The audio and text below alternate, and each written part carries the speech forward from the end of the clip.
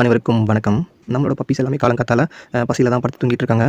இவங்களுக்கு வந்து பார்த்தீங்கன்னா வந்து ரேபீஸ் இன்ஜெக்ஷன் போட வேண்டிய டைம் வந்துருச்சு.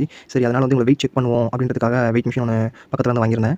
இப்போ வந்து பார்த்தீங்கன்னா, எதுக்கு நான் வெயிட் மிஷின் வாங்கியிருக்கேன் அப்படின்னா, நம்ம டாக்ஸ் வந்து ரொம்ப நாளா வந்து ரொம்ப வந்து ஹைட்டும் வெயிட்டும் இல்லாத மாதிரி தான் இருக்கு. ஏன்னா வந்து மதர் ஃபீட் இல்லாதனால நம்ம ஹோம் ஃபுட் குடுக்கறதுனால, ஸோ அந்த ஹைட்ட வந்து நம்மளால அச்சீவ் பண்ண முடியல. சரி அப்படிங்கிறனால அவங்க வந்து வெயிட் மானிட்டர் பண்ணுறதுக்காக நான் செக் பண்ணி பார்த்தேன். ஆர்யா வந்து நல்லா சோம்பேறியா தான் உட்காந்துட்டு இருக்கான். ஆனா நல்லா சாப்பிடுறான். இவன் வந்து பார்த்தீங்கன்னா ஒரு 4 கிலோ 800 கிராம் இருக்கான்.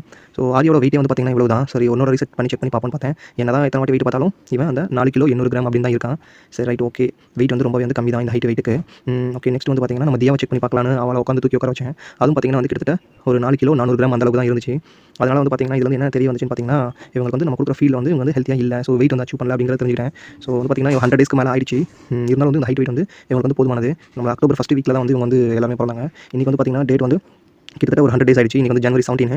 ஸோ இந்த ஹைட் வெயிட் வந்து பத்தாது. ஸோ நம்ம வந்து ஃபீட வந்து ஃபுல்லாமே வந்து நம்ம கொஞ்சம் நாளைக்கு பெடிகிரி கொடுத்து செக் பண்ணி பார்க்கலான்னு பார்க்குறோம். சரி ஓகே பெடிகிரி